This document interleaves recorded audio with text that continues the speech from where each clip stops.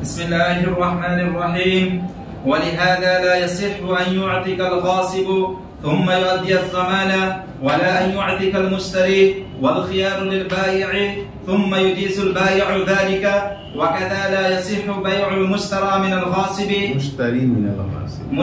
al-ग़ासिब फ़ीमा नहनु फ़ीही मअ अन्नहु अस्रअु नफ़ाज़न हत्ता नफ़ज़ मिन al-ग़ासिब इज़ा अद्दा az-ज़मान वकज़ा ला यसिहु इअताक़ु al-मुश्तरी मिन al-ग़ासिब इज़ा अद्दा al-ग़ासिबु az-ज़मान।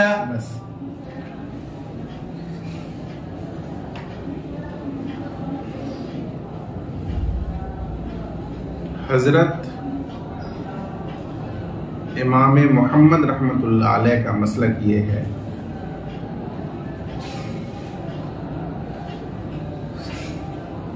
कि अगर कोई आदमी गस्ब करके मग़सूबा गुलाम दूसरे को बेच दे और खरीदने वाला खरीद कर उसे आज़ाद कर दे, फिर मालिक की तरफ से बै की इजाज़त दे दी जाए तो वो गुलाम आज़ाद नहीं होगा। और उसकी दलील ये बयान की गई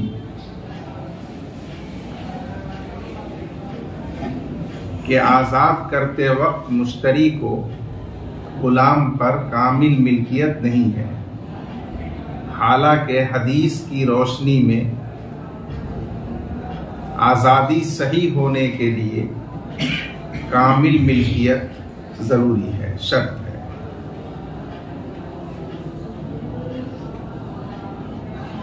ये दलील इमाम मोहम्मद रहमतुल्लाह अलैह के मसलक की बयान की गई। अब जो इबारत पढ़ी गई है उसमें इसकी 4 नज़ीरें पेश की गई। उन चारों नज़ीरों में मंसूब मिल्कियत जो नाक़िस मिल्कियत है वो तो मौजूद होती है, लेकिन कामिल मिल्कियत नहीं होती है आज़ाद करते वक्त, इसलिए वो आज़ादी मोतबर नहीं है, वाक़ई नहीं है। पहली नज़ीर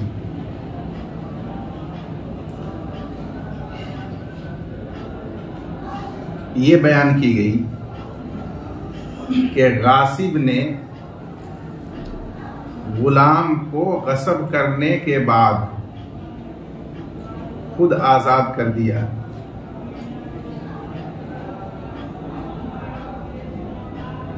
और फिर उस गुलाम का ज़मान यानी तावान उसके मालिक को अदा कर दिया, मालिक ने वो तावान उसूल कर लिया।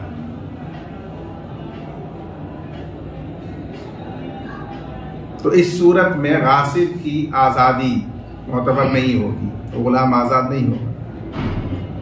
हालांकि मुतअद्दद मरतबा ये मसला गुजर चुका है कि जब गासिब ज़मान अदा कर दे मग़सूब का तो वो मग़सूब का मालिक हो जाता है।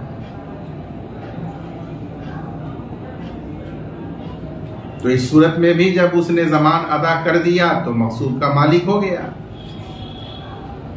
और वो मिल्क गस्ब के वक्त से ही उसे हासिल और साबित होगी। इस एतबार से मिल्क मंसूब इत्क़ के वक्त उसे हासिल हो गई, लेकिन ये हुक्मी मिल्क नाक़िस है, ये वो कामिल हकीकी मिल्क नहीं है जो कि एताक़ के लिए शर्त है। इसलिए गासिब का ये एताक़ मुतबर नहीं है, गुलाम आज़ाद नहीं होता। ये पहली नज़ीर। इसको साहिब हिदाया ने फरमाया वलिहादा ला यसिहु अन युअतिक़ al-ग़ासिब सुम्मा युअद्दी az-ज़मान, और इसी वजह से ये सही नहीं है कि गासिब मग़सूबा गुलाम को आज़ाद कर दे फिर वो ज़मान अदा करे।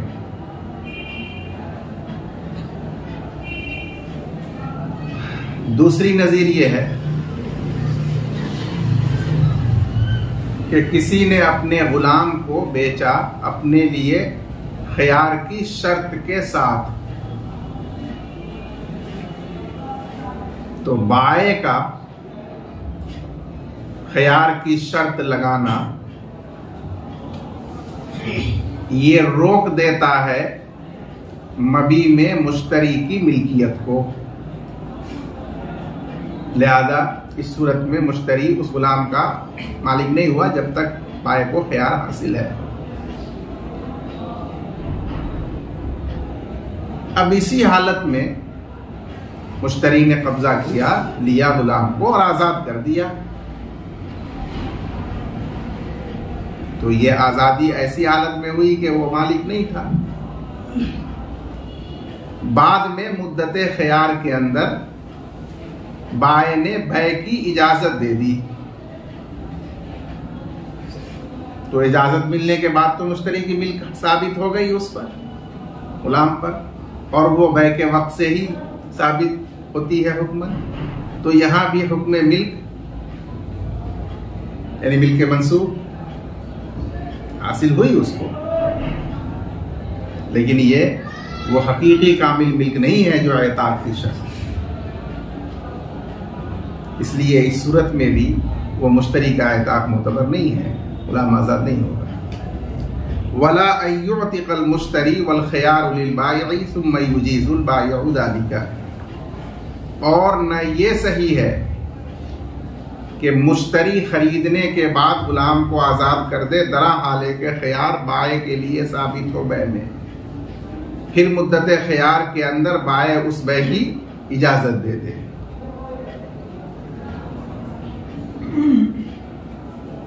इसकी तीसरी नजीर यह है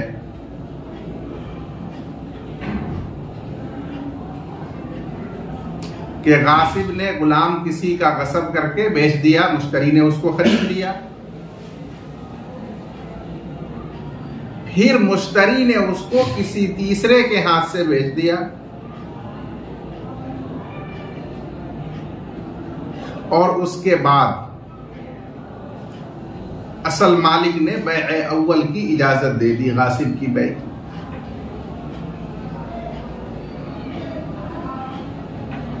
तो मालिक की इजाजत से गासिब की हुई बै जो मौकूफ थी वो तो जायज हो जाएगी, लेकिन गासिब से खरीदने वाले मुश्तरी ने जो आगे बै की है, बै एहसानी जो तीसरे के साथ की है, वो बै नाफिज नहीं होगी, बल्कि वो बै फस्ख हो जाएगी, बातिल हो जाएगी।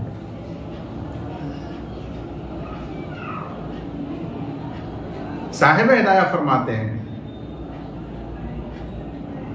कि बै एताक के मुकाबले में जल्द नाफिज होने वाला तसर्रुफ है, यानी इसमें मिल्क की हाजत कम होती है। यही वजह है कि गासिब गसब करने के बाद अगर किसी के हाथ बेच दे, जैसा कि सूरत मसला मज़कूरा में उसने किसी को बेच दिया, तो उसकी बै नाफिज होती है, और वह आजाद करे उस मकसूदा गुलाम को, तो अभी आप पढ़ चुके हैं कि उसका आजाद करना मुतबर नहीं है। तो गासिब का आजाद करना तो सही नहीं है, लेकिन उसका बेचना सही है, और वो मौकूफ होगी मालिक की इजाजत पर। तो इससे पता चलता है कि एताक के मुकाबले में बै जल्द नाफिज होने वाला तसर्रुफ है, यानी उसमें कामिल मिल्क की हाजत नहीं है, बिला मिल्क भी वो बै मुनक़िद होगी, अलबत्ता मालिक की इजाजत पर मौकूफ रहेगी। यहां जब मुश्तरी मिनल गासिब की बै बातिल है, जायज नहीं है, जो कि जल्द नाफिज होने वाला तसर्रुफ है, तो उसका किया हुआ एताक बदरजे औला वो नाफिज नहीं होगा। तो एताक को बै पर क़यास किया कि जब उसकी बै नाफिज नहीं है तो ये नजीर है कि उसका एताक बदरजे औला नाफिज नहीं होगा, अगरचे मालिक ने गासिब की बै की इजाजत दे दी।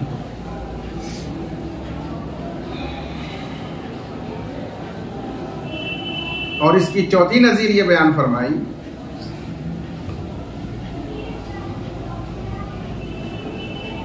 कि गासिब से खरीदने वाले शख्स ने गुलाम को खरीदने के बाद आजाद कर दिया उस गुलाम को, और उसके बाद मालिक ने इजाजत नहीं दी, बल्कि गासिब ने मकसूबा गुलाम का जमान अदा कर दिया।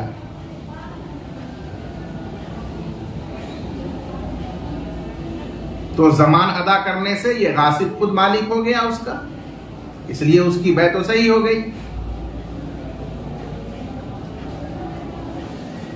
लेकिन जो उस मुश्तरी ने खरीद कर आजाद किया है वो आजाद करना सही नहीं होगा। तो गासिब जमान देकर मालिक हो रहा हो तो बै सही हो जाएगी, लेकिन उस मुश्तरी का इताक़ सही नहीं होगा। उसी तरह से अगर इजाजत दिया मालिक ने तो इजाजत देने से भी गासिब की बै सही होगी, मुश्तरी का इताक़ सही नहीं होगा। इसको फरमाया वक़ज़ा ला यसिहु बैउल मुश्तरी मिनल गासिब फीमा नहनु फीही, और इसी तरह सही नहीं होती है गासिब से खरीदने वाले की बै उस मसले में जिसमें हम मशगूल हैं, यानी ज़ेर बहस मसले में, बावजूद के बै जल्द नाफिज हो जाने वाली है एताक़ के मुकाबले। यहां तक कि बै नाफिज हो जाती है गासिब की जानिब से जबकि वो जमान अदा कर दे, हालांकि एताक़ उसकी जानिब से नाफिज नहीं होता। तो यहां जब मुश्तरी की बै सही नहीं तो उसका एताक़ भी सही दर्जा औला नहीं होगा। वक़ज़ा ला यसिहु एताक़ुल मुश्तरी मिनल गासिब इज़ा अद्दल गासिबुज़ ज़माना, और इसी तरह गासिब से खरीदने वाले का आज़ाद करना सही नहीं होता है जबकि गासिब जमान अदा कर दे। उसी तरह जब मालिक इजाजत दे दे तो भी उस मुश्तरी का इताक़ सही नहीं होगा, अगरचे दोनों सूरतों में बै गासिब की सही हो जाती है। ये चार मसाइल ज़ेर बहस मसले की नज़ीर के तौर पर, मक़ीस अलैह के तौर पर इमाम मोहम्मद रहमतुल्लाह अलैह की तरफ से साहिब हिदाया ने जिक्र किए हैं। उम्मीद है कि आप हज़रात समझ गए होंगे। अब चलिए शेखैन की दलील। वलहुमा अन्नल मिल्क सबत मौक़ूफ़न बितसर्रुफ़ मुतलक़ मौसूअ लिइफ़ादति मिल्क वला ज़रर फ़ीही अला मा मर्रा फ़यतवक़्क़फ़ु al-i'ताक़ मुरत्तबन अलैहि वयनफ़ुज़ु बिनफ़ाज़िहि वसार कइ'ताक़ al-मुश्तरी मिन ar-राहिन वकइ'ताक़ al-वारिथ 'अब्दन मिन at-तरिक़ति वहिय मुस्तग़रक़तुन बिद-दुयून यसिह्हु वयनफ़ुज़ु इज़ा क़ज़ा ad-दुयून बअद ज़ालिका बिख़िलाफ़ि से रहने दी। शेखैन की दलील का हासिल ये है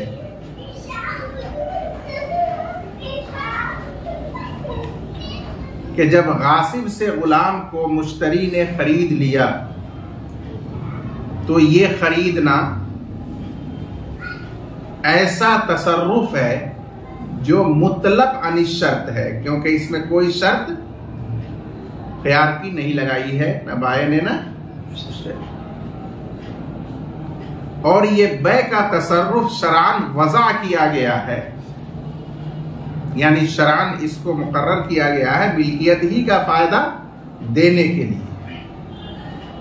ऐसे तसर्रुफ मुतलक से जो शरान वज़ा किया गया है मिल्कियत का फायदा देने के लिए, उस मुश्तरी को मिल्के मौकूफ हासिल हो चुकी बै के साथ ही मिल्के मौकूफ हासिल।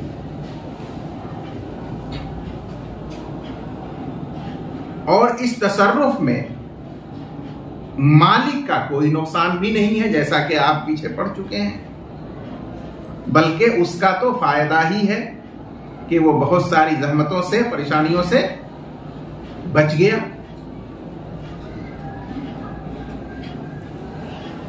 बस उस मिल्के मौकूफ के जितने हुकूक हैं वो हुकूक भी उस मिल्के मौकूफ के ज़िम्न में मौकूफ होंगे, और एताक़ मिल्के मौकूफ ही के हुकूक में से है। मिल्क के हुकूक में से आदमी जब किसी चीज का मालिक होता है तो जिस तरह उसको बेच सकता है, ये मिल्क का हक है। उसको हदिया किसी के हवाले दे सकता है, मिल्क का हक है। सदका कर सकता है, मिल्क का हक है। तो उसी तरह अगर गुलाम या बादी है तो उसको आजाद कर सकता है, ये मिल्क का हक है। तो मिल्क मौकूफ के हुकूक में से एक हक है एताक। तो जब मिल्क मौकूफ है तो उस मिल्क के हुकूक भी उसके साथ मौकूफ होंगे मुरत्तब होने के तौर पर, कि जैसे ही वो मिल्क नाफिज होगी उस पर मुरत्तब होकर उसके तमाम हुकूक मौकूफा भी नाफिज हो जाएंगे। इस वजह से जब इजाजत मालिक देगा तो जैसे ही बै मौकूफ नाफिज होगी और उसकी मिल्क मौकूफ मिल्क हतमी बनेगी, उसके हुकूक भी सबके सब नाफिज हो जाएंगे। इसमें से एताक भी है, लिहाजा एताक भी उस पर मुरत्तब होकर नाफिज होगा, गुलाम आजाद हो जाएगा। ये इस्तेहसान है, वरना जाहिर क़यास तो वही है जो इमाम मोहम्मद फरमा रहे हैं।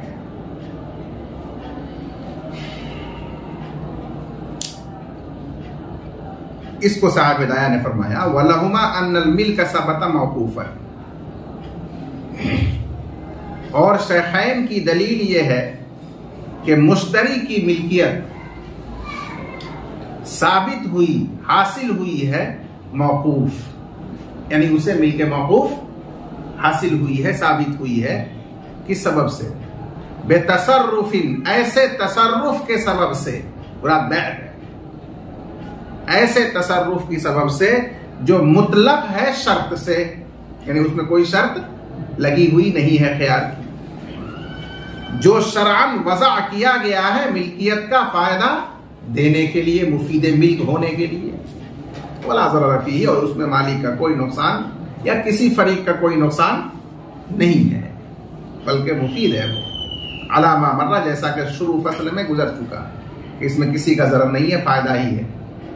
फ़यतवक़्क़फ़ुल इताक़ु मुरत्तबन अलैहि, बस इताक़ भी मौकूफ होगा उस मिल्क मौकूफ पर मुरत्तब होकर, यानी पहले वो मिल्क मौकूफ मिल्क हतमी होगी, फिर उस पर नंबर 2 में सानियन इताक़ भी वो हतमी नाफिज होगा। वह अनफुज़ु बेनफाजी, और उसके नाफिज होने से यह इताक़ भी नाफिज हो जाएगा। क्यों नहीं बयान किया? लिअन्नहु मिन हुकूक़िही, इसलिए कि यह इताक़ उस मिल्क ही के हुकूक में से एक हक है। जब वो मौकूफ है तो ये सारे हुकूक भी मौकूफ है, जब वो नाफिज होगी मिल्क तो ये सारे हुकूक भी नाफिज हो जाएंगे। और इसकी 2 नज़ीरें बयान की साहिब हिदाया है। पहली नज़ीर ये बयान की कि एक शख्स ने अपने कर्जे के एवज में अपना गुलाम कर्जखाह के पास रहन रख दिया, तो वो मुर्तहिन हो गया। कर्जखाह जो गुलाम को अपने पास रहन रखे हुआ है, अब मरहून गुलाम में मुर्तहिन का हक मुताल्लिक हो चुका है कि अगर दैन उसको अदा नहीं किया जाएगा तो इस रहन के कीमत से इसे बेचकर वो अपना दैन वसूल करेगा। हक के इस्तीफा कहते हैं, उसूलियाबी का हक मुर्तहिन का रहन से मुताल्लिक हो जाता है। ये किताब कुरान का मसला है। इसलिए मुर्तहिन का हक उस अब्द मरहून के साथ मुताल्लिक है कि अगर उसका दैन नहीं अदा हुआ तो इससे वो अदा करेगा, वसूल करेगा। अब यहां राहिन जो मालिक है असल उसका गिरवी रखने वाला, उसने अपने अब्द मरहून को किसी दूसरे के हाथ बेच दिया। खरीदने वाले ने राहिन से खरीदा तो ये बै मौकूफ है मुर्तहिन की इजाजत पर, क्योंकि मबी के साथ अब्द मरहून के साथ उसका हक इस्तीफा मुताल्लिक है। उस हक की वजह से उसकी इजाजत पर यह बै मौकूफ होगी। अगर वो इजाजत दे या उसका दैन अदा कर दिया जाए, दोनों में से कोई एक बात हो, तब ये बै नाफिज होगी, वरना ये बै नाफिज नहीं होगी। इसी दरमियान उस खरीदने वाले शख्स ने उस गुलाम को आजाद कर दिया। तो तमाम फुक़हा फरमाते हैं कि राहिन से खरीदने वाले ने अगर मरहून गुलाम को खरीद कर उसे आजाद कर दिया तो उसका आजाद करना सही है। कब? जब मुर्तहिन उसकी इजाजत दे दे या राहिन उसका दैन उसे अदा कर दे, दोनों में से कोई एक काम कर दे। क्यों? इसलिए कि वो बै मौकूफ थी। जब माने दूर हो गया, बई तौर के मुर्तहिन ने इजाजत दे दी या मुर्तहिन का जो दैन था वो उसको अदा कर दिया गया, तो वो बेजायज हो गई, नाफिज हो गई। और जब नाफिज हुई तो मिल्क उसकी अक्द ही के वक्त से साबित हुई, लिहाजा उसका इताक दुरुस्त होगा। तो जिस तरह यहां बै मौकूफ के अंदर मौकूफ होने की हालत में मुश्तरी ने आजाद कर दिया और बाद में वो बै नाफिज हो गई, तो उस पर मुरत्तब होकर के उसका इताक भी नाफिज हो गया। उसी तरह से ज़ेर बहस मसले के अंदर जब बै मौकूफ नाफिज हुई तो उस पर मुरत्तब होकर इताक भी मुश्तरी का नाफिज हो जाएगा। ये पहली नजीर बयान। और दूसरी नजीर ये बयान की कि एक आदमी का इंतकाल हुआ और उसने जितना भी तरका छोड़ा वो सारा तरका कर्ज में डूबा हुआ है, यानी उतना या उससे ज्यादा वो कर्ज लिए हुआ है। उसी तरके में गुलाम भी। अब वारिस जो था उस तरका का, उस वारिस ने तरका में मौजूद गुलाम को आजाद कर दिया।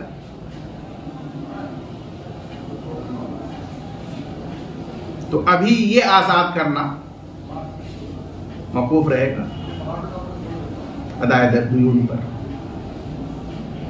इसलिए कि उस गुलाम के साथ कर्ज खाहों का हक मुताल्लिक है। आप पढ़ चुके हैं कि पहले वारिस से पहले तरका से दैन अदा किया जाएगा और दैन उस पूरे तरका को घेरे हुआ है, वो तरका सारा उसमें डूबा हुआ है।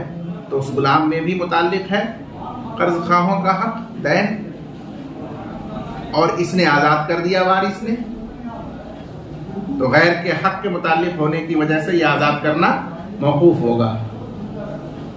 अगर वो वारिस दुयून को अदा कर देता है, तो जब दुयून को अदा कर देगा तो अब वो मिरास में इस तरके और गुलाम का मालिक हो जाएगा। और मिरास में जो वो मालिक होगा तो अब अदा के वक्त से थोड़ा ही मालिक होगा, वो शुरू ही से उसका मालिक करार दिया जाएगा।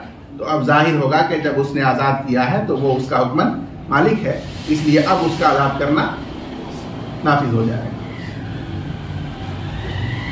ये दूसरी नज़ीर। वसारा का एताकिल मुश्तरी मिनर राहिन, और ये हो गया राहिन से खरीदने वाले के आजाद करने की तरह और वारिस के तरका के गुलाम को आजाद करने की तरह, दरहाले के वो तरका दुयून में डूबा हुआ हो। तो ये आजाद करना सही और नाफिज हो जाएगा जब वो वारिस आजाद करने के बाद दुयून अदा कर दे।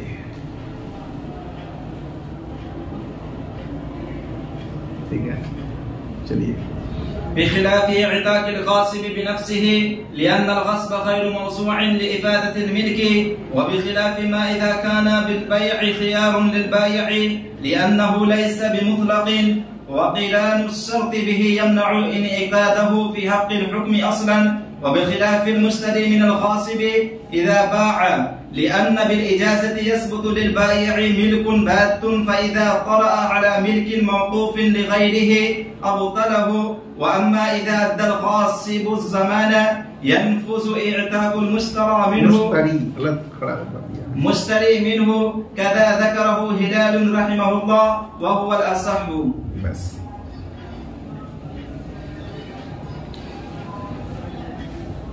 बेखिलाफी से उन चारों मसाइल का जवाब है इमाम अबू हनीफा रहमतुल्लाह अलैह और इमाम अबू यूसुफ रहमतुल्लाह अलैह की जानिब से, जिनको नज़ीर के तौर पर इमाम मोहम्मद की तरफ से पेश किया गया। उसमें पहला मसला ये था कि गासिब अगर मकसूबा गुलाम को खुद आज़ाद करे और उसके बाद ज़मान अदा कर दे तो वो आज़ाद करना सही नहीं। उसका जवाब दिया और जवाब बयाने फ़र्क के ज़रिए दिया गया। कि यहां जो मिल्क का सबब है वो गसब है। जब आदमी गसब के बाद ज़मान अदा कर देता है तो मकसूब का वो गासिब मालिक हो जाता है गसब के सबब से। हालांकि गसब जरूरतन मिल्क का सबब इस सूरत में बनता है, वो शरअन मुफीद मिल्क होने के लिए वज़ा नहीं किया गया, तो बल्कि जुर्म है, गुनाह है। लेकिन चूंकि एक आदमी की मिल्कियत में असल और बदल दोनों जमा नहीं हो सकते, तो इस जरूरत की वजह से जब उसने जमान यानी बदल दे दिया तो वो मालिक होता है और सबको उसका सबब मिल्क मान लिया जाता है। शरअन ये बाकायदा इफादे मिल्क के लिए बै व शिरा की तरह नहीं बनाया गया कि ये गसब सबब बनेगा मिल्कियत का। बरखिलाफ बै के कि जब गासिब से मुश्तरी ने खरीदा है तो वो बै ऐसा तसर्रुफ है जो वज़ा किया गया है शरअन इफादे मिल्क के लिए, तो इसलिए उससे जो मिल्क साबित होगी वो हकीकत मिल्क होगी, अगरचे मौकूफ है, क्योंकि वो बाकायदा उसके लिए मौजू सबब से साबित हो रही है। और गसब से जो मिल्क साबित होगी वो हुक्म मिल्क होगी, मिल्क जरूरी होगी, इसलिए कि वो इफादे मिल्क के लिए बाकायदा मौजू शरअन नहीं है। इस फर्क की वजह से हमने कहा कि गासिब का एताक सही नहीं है, क्योंकि उसके लिए हकीकत मिल्क चाहिए हदीस की वजह से। लेकिन मुश्तरी का एताक सही है, क्योंकि वो बै के जरिए हकीकत मिल्क हासिल की। वो आए अच्छे वो मौकूफ थी, लेकिन बाद में इजाजत के बाद वो खत्म हो गई तो हकीकत मिल्क हो गई, वो काफी है एताक। ये पहले मसले का जवाब है। बेखिलाफ एताक़िल गासिब बिनफ्सी, बरखिलाफ गासिब के अज खुद आज़ाद करने के, वो सही नहीं है। क्यों? इसलिए कि गसब शरअन वज़ा नहीं किया गया है मिल्कियत का फायदा देने के लिए, और ऊपर क्या कहा गया था? मौज़ूइन लिइफ़ादतिल मिल्क। फर्क है।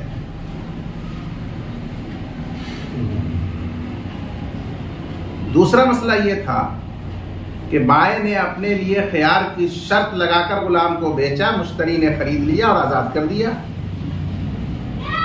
बाद में उसने मुद्दत खियार में इजाजत दे दी तो भी ये एताक सही नहीं है। ये दूसरा मसला था। उसका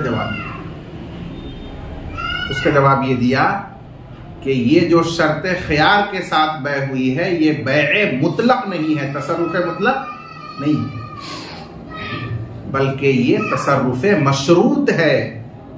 और ये तसर्रुफ मशरूत आप पढ़ चुके हैं, माने है सुबूत मिल्क से मुश्तरी के हक में, तो उस बेचारे के लिए मिल्क मुतलक साबित ही नहीं हुई। बरखिलाफ ज़ेरे बहस मसले के उसमें वो बै मुतलक है, बिला शर्त है, लिहाजा वो हुक्म से माने नहीं, बल्कि वो मुश्तरी के लिए मिल्क का मुस्बित है, अगरचे वो मिल्क मौकूफ है, लेकिन मिल्क मौकूफ तो साबित थी वहां।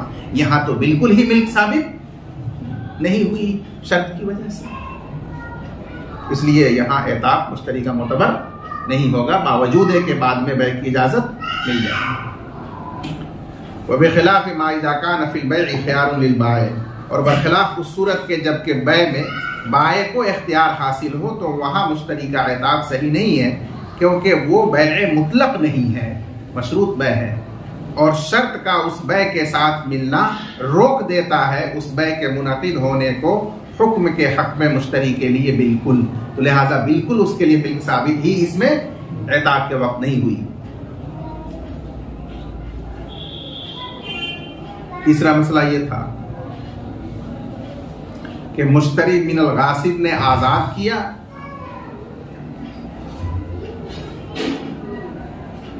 तो ये ऐसा ही है जैसा कि उसने बेचा, और वो अगर बेच दे तो ये मसला आप जानते हैं कि उसकी बै मालिक की इजाजत के बाद भी नाफिज नहीं होती, बातिल होती। तो उसी तरह उसका एताक भी बातिल है, इजाजत के बाद भी वो नाफिज नहीं होता। उसका जवाब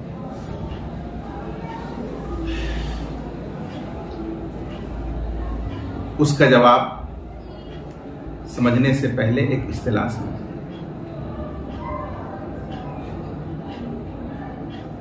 बैए मौकूफ के बाद जो मुश्तरी को मिल्क हासिल हुई है वो मिल्क मौकूफ है, यह आप समझ चुके, जान चुके।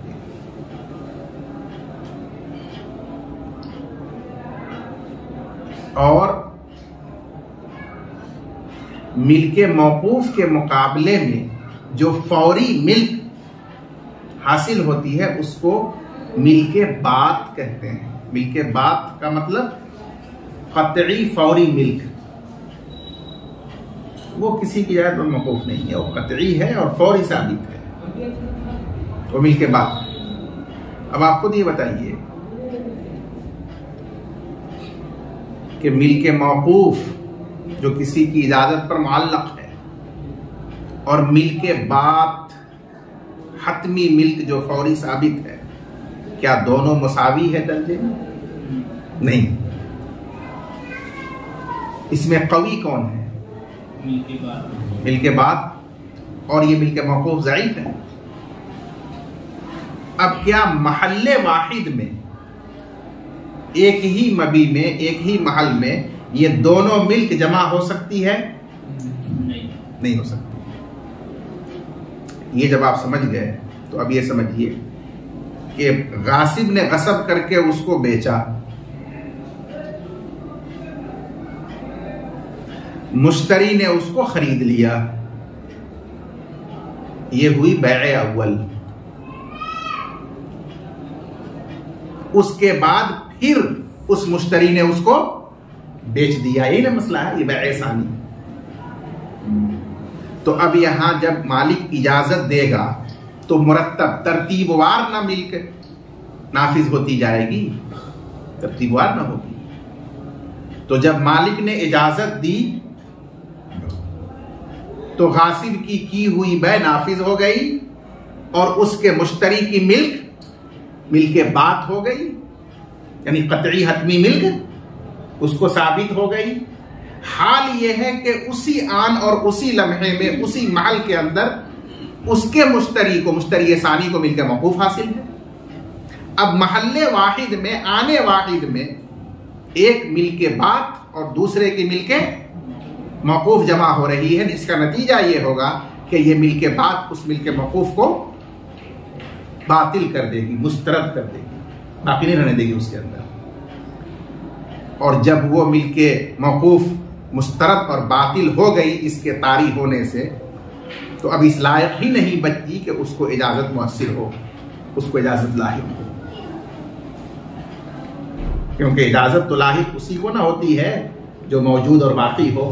यहां तो वो खत्म हो गई जैसे ही मिल के बाद उस पर तारीफ हुई इजाजत से, इसलिए वो बै इस लायक नहीं होती कि इजाजत से जायज हो सके। बरखिलाफ एताक के, एताक ये तमलीक नहीं है, वो इस्कात है, मिल को साकित करना है, जायल करना है। इसलिए वो इस्कात और एताक वो इस मिल्क के हुकूक में से है, वो मिल्क सानी नहीं है। लिहाजा वो भी मौकूफ है इस मिल्क के साथ। जब ये मिल्क बात होगी यानी नाफिज होगी तो वो एताक भी जो उसके हुकूक में से है वो उस पर मुरत्तब होकर नाफिज होगा। वह बेखिलाफिल मुश्तरी मिनल गासिब इज़ा बाअ, और बरखिलाफ गासिब से खरीदने वाले के जब वो बेच दे किसी के हाथ तो बै नाफिज नहीं होगी इजाजत से। लिअन्न बिल इजाजती यसबुतु लिल बायई मिल्कुन बातुन, इसलिए कि इजाजत देने की वजह से बाय के लिए, बाय से मुराद मुश्तरी अव्वल जो गासिब से खरीदे हुआ है, तो गासिब से खरीदने के एतबार से तो वो मुश्तरी है, लेकिन फिर वो बेचे हुआ है ना दूसरे के हाथ, तो इस लिहाज से क्या है, वो बाय है, ये गासिब नहीं है, पहला बाय नहीं है। बीच वाला आदमी मुराद है जो मुश्तरी है, मिन वजिन, और मिन वजिन बाय है। उसके लिए जो मिल्क मौकूफ थी अब वो मिल्क बाद साबित हो जाएगी इजाजत से, समझा। फ़इज़ा तरा अला मिल्किन मौकूफिन, बस जब ये मिल्क हतमी तारी होगी मिल्क मौकूफ पर महल्ले वाहिद के अंदर आने वाहिद में, तो अब तला उस कमजोर मिल्क को बातिल कर देगी। अब इस लायक नहीं बचेगी कि उसको इजाजत लाहिक हो सके, उसको इजाजत मुअस्सिर हो सके। इसलिए वो बै सही नहीं होगी। बाकी बरखिलाफ एताक के, एताक तमलीक नहीं है बल्कि वो तो इसकात है और मिलके मौकूफ के हुकूक में से है। तो जब वो बात और नाफिज होगी तो उसके हुकूक में से जो एताक है वो भी बात और नाफिज हो जाएगा। ये फर्क है। चौथा मसला ये था कि गासिब से खरीदने वाले ने आजाद कर दिया गुलाम खरीद कर, और गासिब को इजाजत नहीं मिली बै की, बल्कि गासिब ने उसके बाद जमान अदा कर दिया जिसकी वजह से वो मालिक बन गया। तो इमाम मोहम्मद की तरफ से इस मसले को पेश करते हुए कहा गया कि ये एताक भी नाफिज नहीं होगा। हमारे मुसन्निफ फरमाते हैं कि ये हुक्म ममनू है, हमें मुसल्लम नहीं, क्योंकि इस मसले में असह कौल के मुताबिक मुश्तरी का एताक नाफिज हो जाएगा।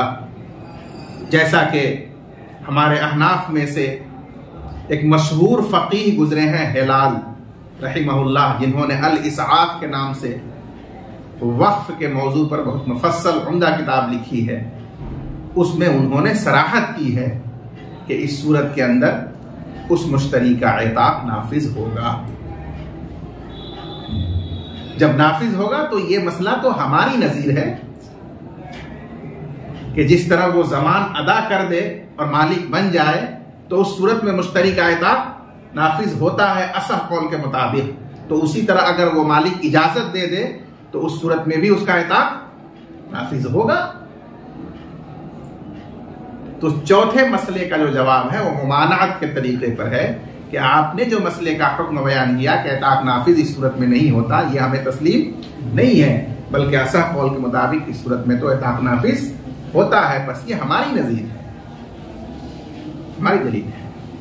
वाम्मा इदा अद्दल गासिब ज़माना, और बहरहाल जब गासिब ज़मान अदा कर दे तो उससे मुश्तरी, उससे खरीदने वाले का आज़ाद करना नाफिज हो जाता है। तो इसी तरह जब इजाज़त मालिक दे दे तो भी उसका एताक नाफिज हो जाएगा। ये हमारी नज़ीर और दलील है।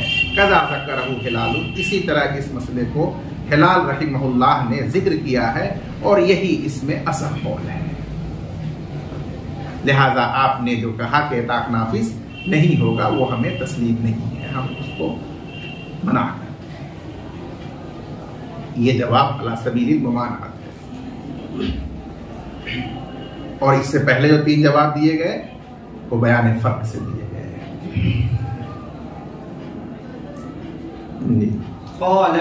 فإن قطعت يد العبد فأخذ أرشها ثم أجاز البيع فالأرش للمشتري لأن الملك تم له من وقت الشراء فتبين أن القطع حصل على ملكه، وهذه حجة على محمد رحمه الله، والعذر له أن الملك من وجه يكفي لاستحقاق الأرش، كالمكاتب إذا قطعت يده وأخذ الأرش ثم رد في الرق يكون الأرش للمولى، وكذا إذا قطعت يد المشتري في يد المشتري يد المشترى في يد المشتري والخيار للبائع ثم أجيز البيع فالأرش للمشتري بخلاف الإعتاق على ما مر। बस इस इबारत में इमाम मोहम्मद रहमतुल्लाह अलैह ने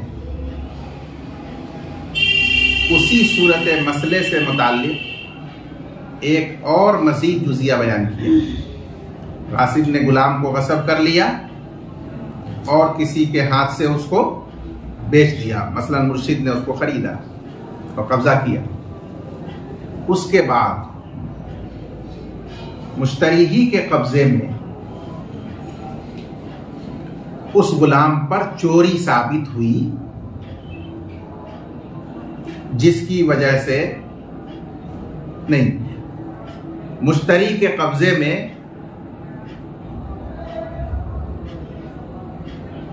किसी ने जिनायत करते हुए उसके गुलाम के हाथ को काट दिया। यह है मुश्तरी के कब्जे में किसी आदमी ने उसके गुलाम पर जिनायत करते हुए उसका हाथ काट दिया।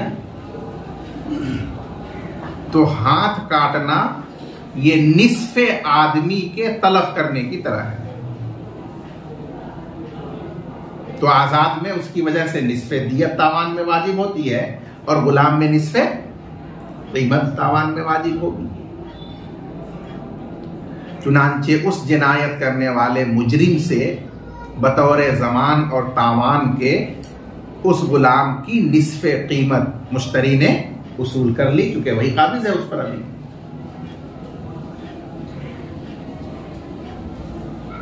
ये हो जाने के बाद जो असल मालिक था गुलाम का जिससे गसब किया गया, उसने बै की इजाजत दे दी। सुम्मा इजाजत बया। तो जब बै की इजाजत दे दी तो गासिब ने जो बै की थी मौकूफ वो नाफिज हो गई। जब नाफिज हो गई तो मिल्क बात हतमी अब मुश्तरी को हासिल हो गई बै ही के वक्त से। तो बस जाहिर हुआ कि ये हाथ काटा गया उसी की मिल्क में, लिहाजा उसका जो तावान है उस तावान का भी वही मालिक और मुस्तहिक होगा। मुश्तरी उस तावान का मालिक होगा। ये बात शेखैन भी कबूल करते हैं और ये इमाम मोहम्मद भी कबूल करते हैं। यानी इसका मतलब यह है कि यह मसला हमारे तीनों अइम्मा के यहां इत्तेफाकी है। साहिब हिदाया ने इस मसले को नकल किया और उसके बाद फरमाया कि ये मसला शेखैन की दलील है इमाम मोहम्मद रहमतुल्लाह अलैह के खिलाफ। क्यों दलील है?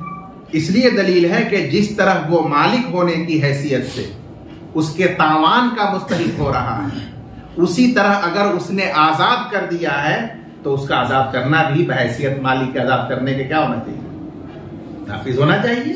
शेखैन यही फरमा रहे हैं। लेकिन इमाम मोहम्मद के ये खिलाफ पड़ेगा, क्योंकि वो एताक को तो दुरुस्त नहीं कह रहे हैं, लेकिन तावान लेने का हक बतौर मालिक मुश्तरी को दे रहे हैं। तो ये फर्क क्यों हुआ?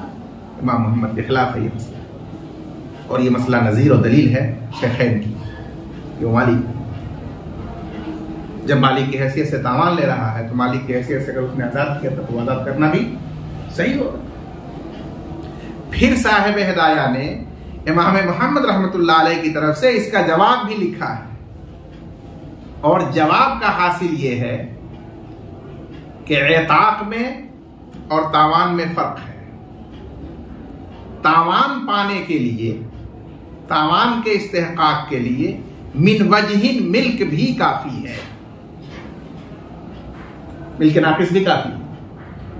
किसी को अगर मिन वजहिन भी मिल्कियत हासिल है, किसी दर्जे में भी हासिल है, तो वो तावान अपने ममलूक का ले सकता है। लेकिन एताक के लिए कामिल मिल्कियत मिन कुल्ले वजहिन मिल्कियत शर्त है हदीस शरीफ की वजह से कि ला इत्क़ फ़ीमा ला यमलिकु इब्ने आदम। उस हदीस की वजह से एताक के लिए मिल्क कामिल शर्त है। ये फर्क बयान किया। अब हमने सवाल किया कि हजरत ये आपने कहां से निकाला उसूल कि तावान के लिए मिन वजहिन मिल्क भी काफी है? तो इमाम मोहम्मद ने फरमाया कि हमने ये उसूल निकाला अपने ही मसाइल से, जिसे तमाम हमारे अइम्मा तस्लीम करते हैं। मसलन पहला मसला, आप लोग जानते हैं कि जब मौला किसी को मुकातब बना दे अपने गुलाम को, तो अब उस पर मौला को सिर्फ मिल्के रकबा हासिल है, मिल्के यद हासिल नहीं। तो ये मिन वजहिन मिल्क हुई। और इसी हाल में उस मुकातब का हाथ किसी ने जनायतन काट दिया। जब उसका हाथ काट दिया तो जो जनायत करने वाला मुजरिम है उससे निस्फे कीमत बतौर तावान के उसूल किया मौला ने। उसके बाद ये मुकातब अपने आप को बदले किताबत से आजिज करके हस्बे साबिक उसकी गुलामी में लौटाया, तो उस तावान की रकम का मालिक कौन होगा? मौला होगा। दरा हाले के जिस वक्त तावान लिया गया था उस वक्त उसकी मिल्कियत मिन वजहिन थी, कामिल नहीं थी। इमाम मोहम्मद कहते हैं मिन वजहिन मिल्क भी अख्ज़ तावान के लिए काफी है। दूसरा मसला, अभी आपने पढ़ा कि बाए ने अपने लिए खियार की शर्त लगाकर कोई सामान बेचा, जैसे गुलाम ही बेचा, और मुश्तरी ने उसको खरीद कर कब्जा कर लिया, तो मुश्तरी मालिक नहीं ना हुआ उसका, क्योंकि उसका खियार माने है मिल्क से। अब इसी आलम में उस मुश्तरी के कब्जे में उसका हाथ किसी ने जिनायतन काट दिया, तो अब उसका तावान निस्फ़े कीमत जिनायत करने वाले से ले लिया गया। अब मुद्दत ख़ियार के अंदर बाय ने बै की इजाजत दे दी, तो इस तावान की रकम का मालिक कौन होगा? मुश्तरी। हालांकि तावान लेते वक्त उसकी मिल्कियत बराए नाम थी, हकीकत में तो थी भी नहीं, लेकिन जो मिल्क मंसूब उसको हासिल हो गई वो मिन वजहिन मिल्क है ना, हुक्मी मिल्क है, वो काफी है तावान के इस्तेमाल, तावान लेगा। बरखिलाफ एताब के, एताब के लिए इस तरह की मिल्क मंसूब या मिल्क मिन वजहिन काफी नहीं होती है, उसके लिए हदीस की रूह से मिल्क कामिल होनी चाहिए। यहां जो मुश्तरी मिन गासिब है उसे भी मिल्क मंसूब मिन वजहिन हासिल है जब इजाजत दे दी जाए, तो इसलिए वो तावान तो लेगा, तावान का मुस्तहिक है, मालिक बनेगा। लेकिन आजाद करने के लिए जो मिल्क कामिल होनी चाहिए वो इस इजाजत देने से एताक के वक्त उसे साबित नहीं हो रही है, मिल्क मंसूब मिन वजहिन हो रही है, वो काफी नहीं है एताक के लिए, इस वजह से उसका एताक सही नहीं होगा। इमाम मोहम्मद ने यह फर्क बयान करके जवाब दिया।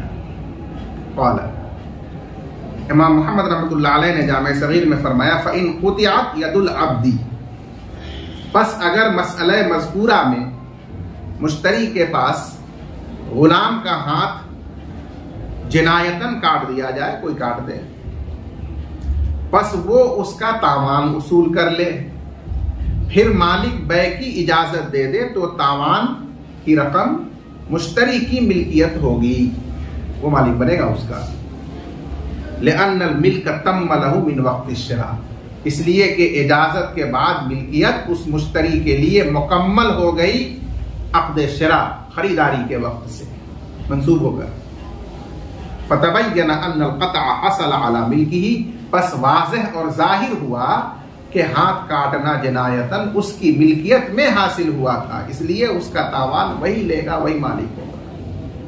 वहादिही हुज्जतुन अला मुहम्मदिन, और ये शेखैन की दलील है इमाम मोहम्मद के बरखिलाफ। वल उज़्रु लहू, और उनकी तरफ से जवाब ये है, तर्जुमा उज़्र का, इमाम मोहम्मद रहमतुल्लाह अलैह की तरफ से जवाब ये है कि मिल्क मिन वजहिन काफी होती है तावान के इस्तेहकाक के लिए। जैसे मुकातब जब उसका हाथ जनायतन काटा जाए और मौला तावान ले ले, फिर वो सुमरुद्दा, फिर वो वापस किया जाए गुलामी में, यानी खुद को किताबत से आजिज करके अपने आप को गुलामी में लौटा दे, तो वो तावान मौला की मिल्कियत होगा। हालांकि जिस वक्त हाथ काटा गया था उसका सबब पाया गया मिन वजहिन की, काफी है। वकज़ा इज़ा क़ुतिअत यदुल मुश्तरा फ़ी यदिल मुश्तरी, और इसी तरह जब खरीदे हुए गुलाम का हाथ काटा जाए खरीदने वाले मुश्तरी के कब्जे में, दरा हाले के खियार बाय को हासिल था उस वक्त, सुम्मा उजीज़ल बै, फिर वो बै की इजाजत दे दी गई, तो इस सूरत में भी तावान कौन लेगा? फल अर्शु लिल मुश्तरी, तो तावान मिल्कियत मुश्तरी की होगी, क्योंकि मिन वजहिन मिल्क काफी है इस्तेहकाक के, बेखिलाफिल एताक, पर खिलाफ एताक के, जैसा कि गुजर चुका, उसके लिए मुसहिह मिल्क कामिल है और वह हासिल नहीं है मुश्तरी मिन गासिब को इजाजत के बाद भी, इसलिए उसका एताक सही नहीं होगा। वयतसद्दक़ु बिमा ज़ादा अला निस्फ़ि थमनी लिअन्नहु लम यदखुल फ़ी ज़मानिही औ फ़ीही शुबहतु अदमिल मिल्की। ये जो तावान में रकम मिली, कितनी मिली? गुलाम की आधी कीमत। फर्ज कीजिए बाजार में उस गुलाम की कीमत है 1000, तो इसको तावान में रकम मिली 500। अब अगर जो समन उसने अदा किया है वो भी 1000 ही किया है या 1200-1300 किया है, तब तो ऐसी सूरत में जितना उसका लागत है समन में, उतना ही या उससे भी कम उसको एवज में मिला, तो इसलिए उसे कुछ नफा और रिबा हासिल नहीं हुआ, लिहाजा सदका करना वाजिब नहीं होगा। लेकिन अगर उसने जो समन अदा किया है, तयशुदा खरीदा है, वो 800 में, तो आधे गुलाम का लागत उसको 400 हुआ ना, और मिल गया कितना उसको तावान में, आधे का मुआवजा 800 मिल गया, तो नफा कितना हुआ इसमें 100 जायद, ये रिबा और नफा हुआ। मुसन्निफ फरमाते हैं कि अगर ऐसी शक्ल बनी है कि निस्फ कीमत जो उसको मिली है उसके निस्फे समन से जायद है, तो जितना उसका असल लागत था उससे ज्यादा उसको नफा की शक्ल में कुछ मिल गया, तो ये जो जायद नफा की शक्ल में उसको मिल रहा है, वाजिब है कि वो जायद सदका कर दे। क्यों? 2 दलील दी। नंबर 1, हदीस शरीफ में अल्लाह के रसूल सल्लल्लाहु अलैहि वसल्लम ने मना किया है ऐसी चीज के नफा से जो जमान में दाखिल न हुई हो।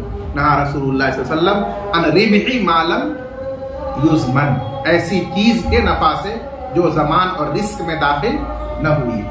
यहां चूंकि बेमौकूफ थी, इसलिए वो मबी कब्जा के बावजूद उसके जमान में दाखिल नहीं हुआ था, इजाजत नहीं दी जाती तो वो गुलाम लौट जाता।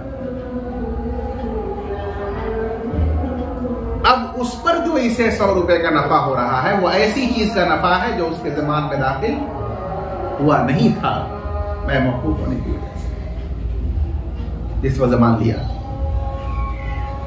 इसलिए वो रिबह मालम युज़मन है, उससे मना किया है आप सल्लल्लाहु अलैहि वसल्लम को, जायज नहीं है उसके लिए, लिहाजा उसको वो सदका करे। और निस्फ़े समन के बकद्र जो ज़मान की रकम होगी वो उसकी लागत का मुसावी एवज है, वो उसके लिए जायज और हलाल है, उसको इस्तेमाल। दूसरी दलील कि इसमें आदमे मिल्कियत का शुबहा है, जैसा कि आप बार बार पढ़ सुन चुके कि भाई ये जो मिल्क इजाजत के बाद उसे हासिल हुई है मिल्क के बाद, वो तो मिल्क मंसूब हुक्मी ही न है। खालिस मिल्कियत जैसा कि अक्द कर लेने से फौरन साबित हो जाती है हतमी, वैसी तो नहीं है। तो ये जो मिन वजहिन मिल्क होती है, वो मिल्क होती भी है और मिल्क मिन वजहिन नहीं भी होती है, तो बस इसमें मिल्क न होने का एहतिमाल और शुबहा है। तो ये माल जो नफा का आया, ये मुश्तबा माल से आया। कैसे माल से आया? लिहाजा वरा और तकवा का तकाजा यही है कि आदमी जिस तरह हराम से बचे, मुश्तबा से भी बचे, तक़वा करते हैं उसको। वयतसद्दक़ु बिमा ज़ादा अला निस्फ़ि समन, और वो सदका कर दे उस मिकदार को जो जायद हो तावान में निस्फ़े समन से, लिअन्नहु लम यदखुल फी ज़मानिही, क्योंकि वो गुलाम पे मौकूफ होने की वजह से उसके ज़मान में दाखिल नहीं हुआ था, उसका नफा दुरुस्त नहीं है उसके लिए, या इसमें मिल्कियत न होने का शुबहा और एहतिमाल है, तो वरा और तक़वा यही है कि उसको मुनाफा को वल्लाहु आलम।